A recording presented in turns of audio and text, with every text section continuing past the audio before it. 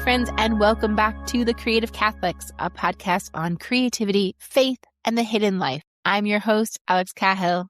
As always, I want to thank Marie Miller for her music for our podcast. I also want to thank Riverside, which is sponsoring this episode. We use Riverside to record these episodes. If you have any audio files that you need to record or edit, I suggest looking at Riverside for their tools. You can check them out at the link in the description and in the show notes. As always, whatever you're working on today, whether it's knitting or gardening, or maybe some woodworking, or maybe you're even just making a meal, whatever creative project you're working on, I'm so glad you're here, and let's work on it together. I've been having so many amazing conversations with guests over this past month when I started this podcast. And I'm so inspired by what these guests have been saying, but I've noticed a unique trend when it comes to finding inspiration for creativity. So I've been speaking with homemakers and entrepreneurs and illustrators and writers and musicians and artists, and people are creating all sorts of beautiful things. And when I ask them where they find inspiration, the answers are actually rarely what I think we would expect. Nobody's ever said, I sit at my desk and I wait for a lightning bolt.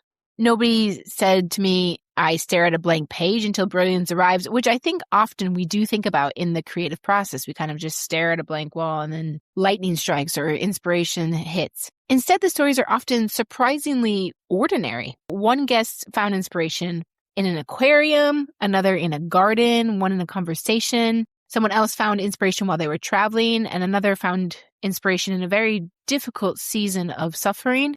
Almost every guest has said some version of, I was simply paying attention to blank, and suddenly I saw something I'd never noticed before. And it got me wondering, is inspiration actually much closer to us than we think?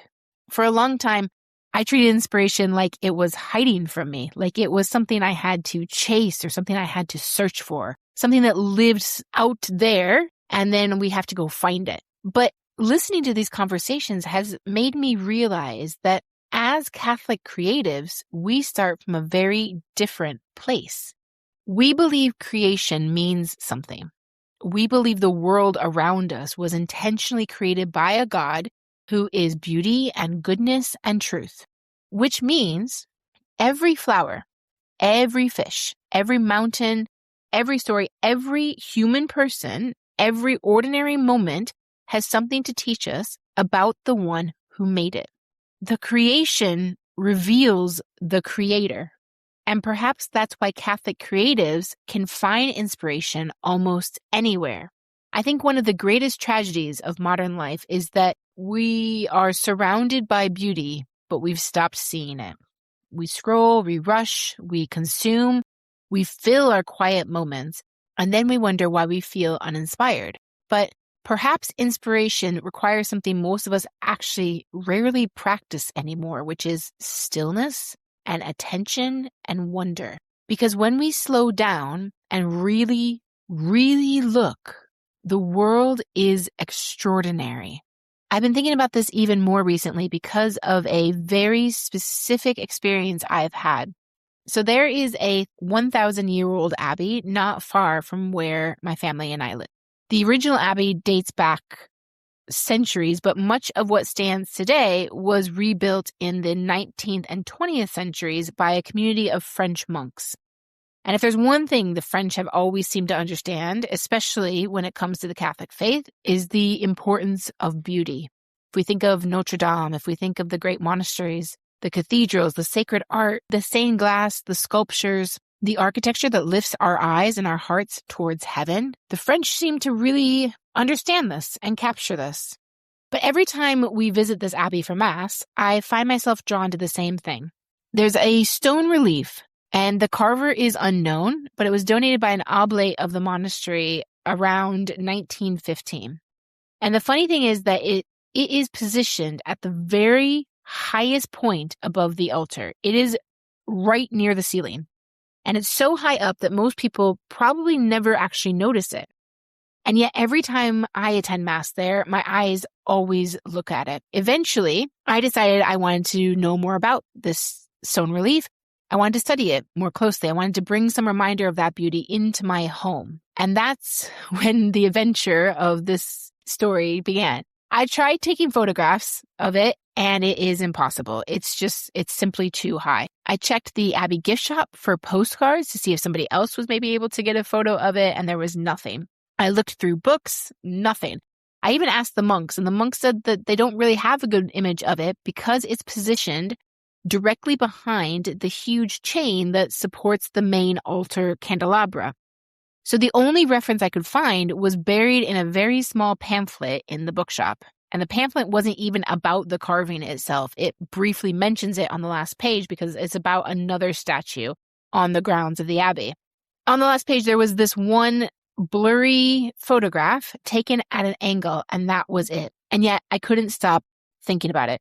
I kept returning to it. I kept wanting to look at it. I kept wanting to understand it. And eventually I had an idea.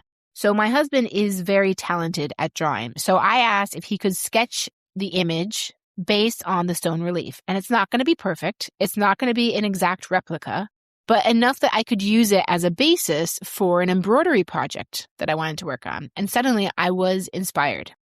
So I started creating what the frame's going to look like. I know what the embroidery itself is going to look like. I know which stitches I'm going to use and which places, which colors I want to use. And this got me thinking about something else. So artists have always borrowed from what came before them. Every cathedral builder was inspired by earlier cathedrals. Every iconographer learned from earlier artists. Every painter studied other painters. Every composer usually listened to other composers. Human creativity has always been a conversation across the generations. And I think sometimes we become so worried about originality that we forget this. Being inspired by something beautiful is not the same thing, though, as copying it. So I'm not talking about plagiarism. I'm not wanting to claim someone else's work as my own. But it's instead allowing beauty to move you so deeply that it becomes part of your own creative life. And this actually reminds me of a book that I've read a while ago now that's called Steal Like an Artist by Austin Kleon. And before anyone panics, it doesn't talk about plagiarism. Okay, the whole premise of the book is that no artist creates in a vacuum. We're all influenced by the people who came before us. We learn from them, we study them, we admire them, and we are inspired by them and by their works. And then through the lens of our own experiences, we create something new. And I think that's exactly what happens when I look at that stone carving in the abbey. I'm not trying to reproduce it perfectly. I'm not claiming it as my own work. I'm not pretending I designed it. I'm just responding to it. I'm entering into a creative conversation that began over 100 years ago when the unknown stone carver created it. And interestingly, I think this highlights one of the things that makes human creativity different from artificial intelligence. So as we know, Pope Leo recently released his writings on AI, but it's been making the rounds on social media for a while now because obviously Catholic artists' work is threatened by AI, and that is a real thing. AI is simply lifting other images and copying them, and it makes it very, very difficult for artists. So I don't want to have any of this be confused with what AI is doing, because the primary difference is that human creativity is relational. It's personal. It's rooted in love, in admiration, in wonder, and in experience. When a medieval monk copied a manuscript, he wasn't simply reproducing information. He was entering into a tradition. When an iconographer paints an icon today, they're participating in something much larger than themselves. And so when I embroider an image inspired by a carving in an abbey, I'm responding to something that moved me spiritually. The goal isn't efficiency. The goal isn't content production. The goal is relationship. Because the reason I want to embroider that image isn't because I need another project. It's because every time I look at that carving, it draws my attention towards God. And I want to keep that reminder close.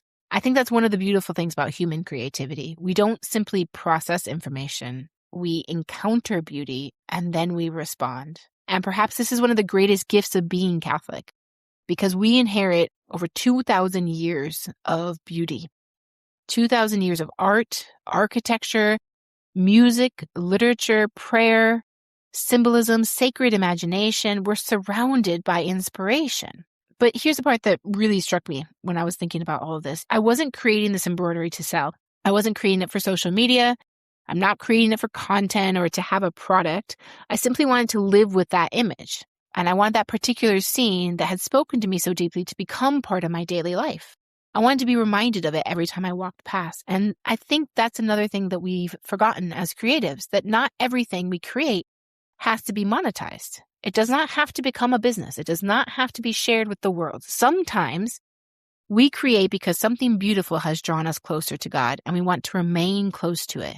And perhaps that's what inspiration really is, not the search for the next big idea, but paying attention to the things that God keeps drawing our eyes towards, the things we can't stop noticing, the things that stir wonder, the things that make us pause, the things that draw our hearts closer to Him. Because the carving that captivated me may not captivate you. The flower that stops one person in their tracks may go entirely unnoticed by another, and that's okay, because inspiration is often deeply personal. And this, I think, is one thing I would really, really want to highlight in this world of AI. If you're looking for inspiration, please don't go to ChatGPT and ask them for inspiration. Go outside. Go to a church. Read a book. Look in old books for patterns from ancient civilizations. Let your wonder find the inspiration for you through the beauty that God has given us. Look at something really, really close, and I bet you'll be inspired. Because inspiration is an invitation. It's God drawing our attention towards something particular, something unique that He created, He designed. So perhaps the question isn't, where do I find inspiration? I think the question is, what has God already placed in front of me that I haven't noticed yet? Because if creation truly does reveal the Creator, then we are surrounded by inspiration every single moment of the day. The challenge isn't finding it. The challenge is slowing down long enough to see it and respect it. Until next time, stay creative and keep making what matters most.